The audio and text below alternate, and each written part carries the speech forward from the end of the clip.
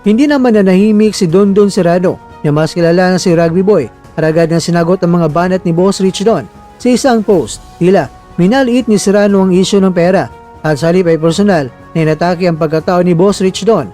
Ikaw ang peke. Ayon kay Serrano, mas malala pa umano ang pagiging peke ni Boss Rich Don kumpara sa pera.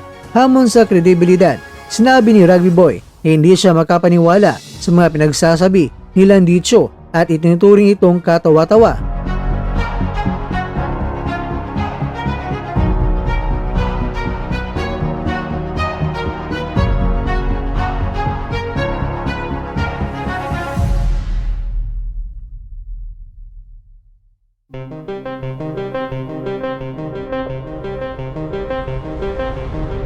Mga kwento sa ngayon, nananatiling hati ang opinyon ng mga boxing fans kung sino ang nagsasabi ng totoo habang patuloy naman na naghintay ng marami kung maglalabas ba ng opisyal na pahayag ang mismong kampo ni John Riel Casimero hinggil sa isyong ito.